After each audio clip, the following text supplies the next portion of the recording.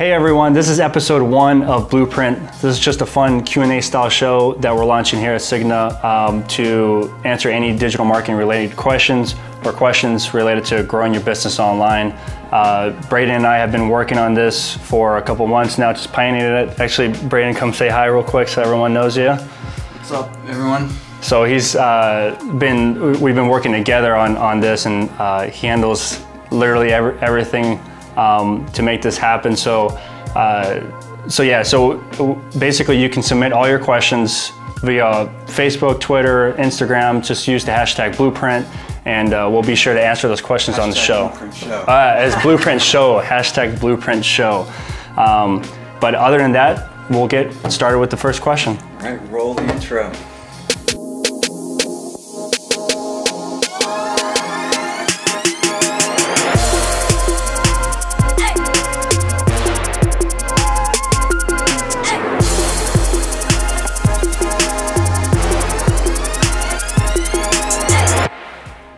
Why is having a blog for my business so important?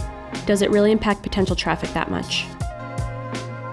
Gotcha. So having a blog is a must just for a couple reasons, and it does affect, of course, traffic, but that's just something that happens if you're generating, first off, the right type of content, and second, if it's actually gaining traction and ranking. But the only reason why those factors would even happen is if the content is addressing a pain point. You want to make sure that you're writing content that is in line with the pain points of your target audience. So if you have a product or a service that addresses those pain points, or there's some education that's needed from the consumer's end to know if that's the right service or product for them, that's where blogging can really make a big difference. And then naturally, of course, you'll be increasing website traffic and so on, but that's only just the end result of blogging on topics that are necessary and relevant to your audience. What if they're really bad at writing? If you're bad at writing, two things: you hire a copywriter or hire an agency to handle all your content strategy, but at the minimum, hire a copywriter. I mean, having a ghostwriter is not something new. So if you suck at writing, or you just don't enjoy it, like I don't necessarily enjoy writing, so you would download everything that's on your mind, get interviewed or anything like that, but have a writer put that into contextual form. So there's no shame in having a ghostwriter, right? No, there's no shame. No, you got to get the knowledge out, or whatever you're trying to get out to the world. And if you got to hire, you got to hire. I sometimes find it difficult to think of topics to blog about that are in line with my niche. How can I provoke free-flowing ideas to blog about? Free-flowing ideas.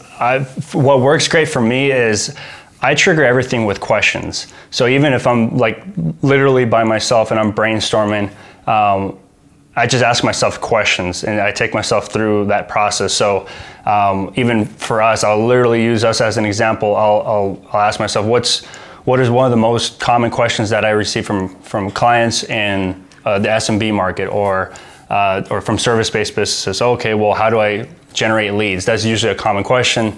And then I dive into the pain points. Well, why are they having trouble generating leads? Well, it's probably because they don't know what channels to invest in online and that produce a healthy ROI that makes sense for the business. So right off the bat, I already have a topic there where I can go into the top 5-8 channels that are best for lead generation online for a service-based company that's a small business. So just going through that type of process is what helps me, but it's also always listening to your target audience and your consumer on what their pain points are, or what type of questions you even hear from your target consumers. If you're a larger organization, you have a sales team that they can even inform you, hey, you know what, we are always getting this same question from prospects. That's another way to generate blog topics right there. So definitely it's always listening to your target audience and just reverse engineering answers for them.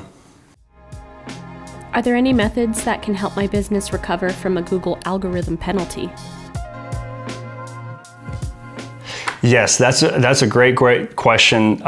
There's a lot of sites that get penalized and they have a manual action against them, and you can find this in Google Search Console. You should have that connected and set up for your site.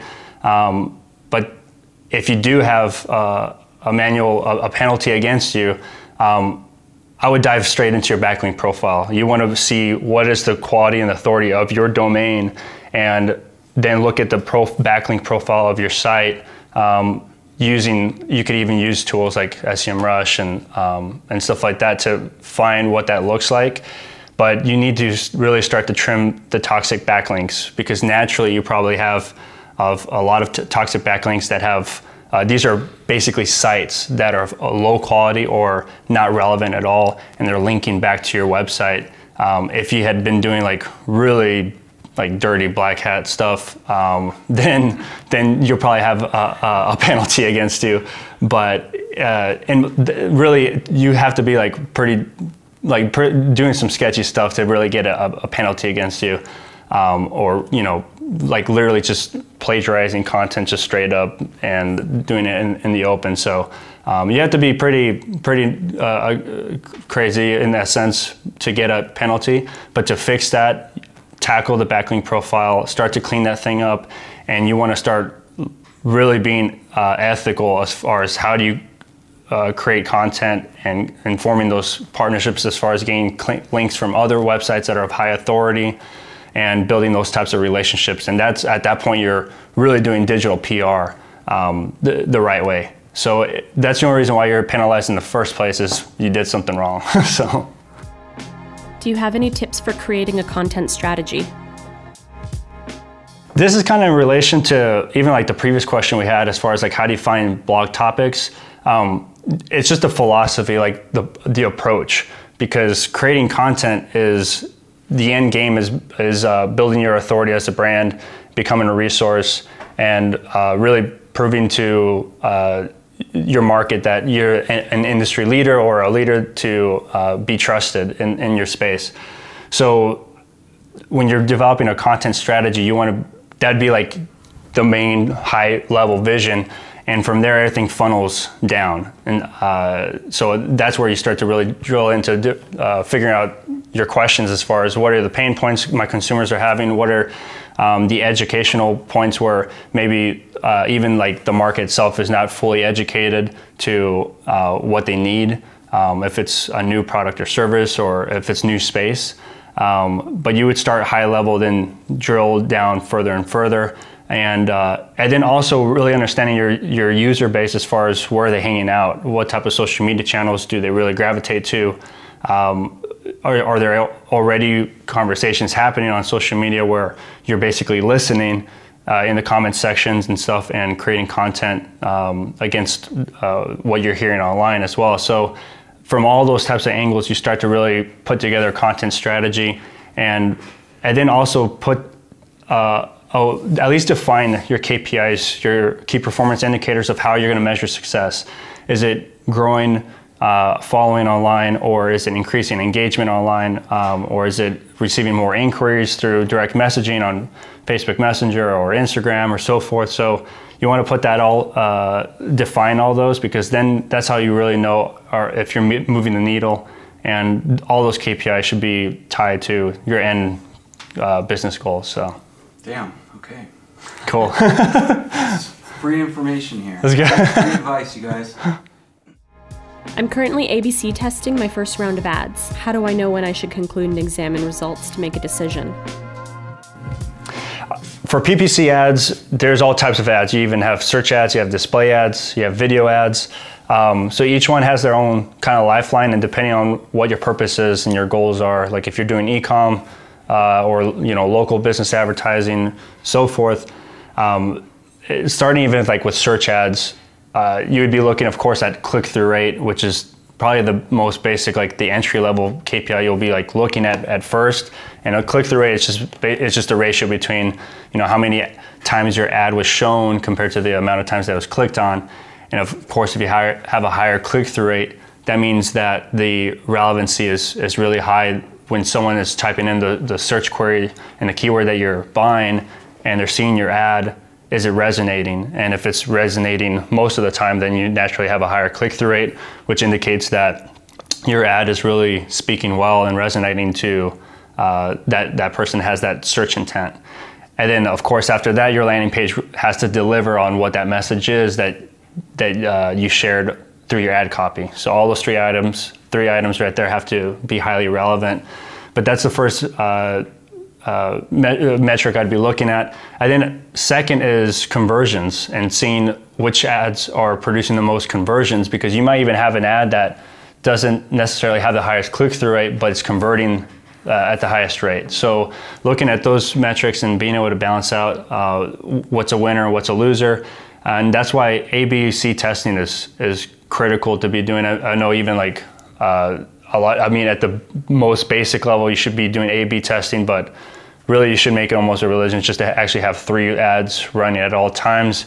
That's how you're gonna learn quicker as far as what headlines are triggering the most on the user end, or what descriptions are working, all that good stuff. Same philosophy applies to display ads or video ads. Display ads, you might have a set of like 8 or 9 ads of the same message.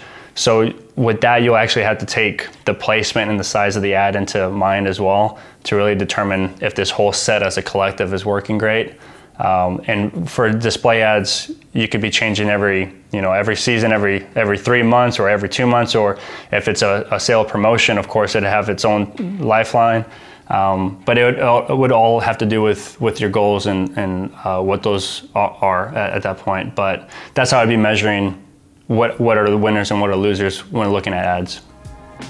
Can you explain schema markup and rich snippets?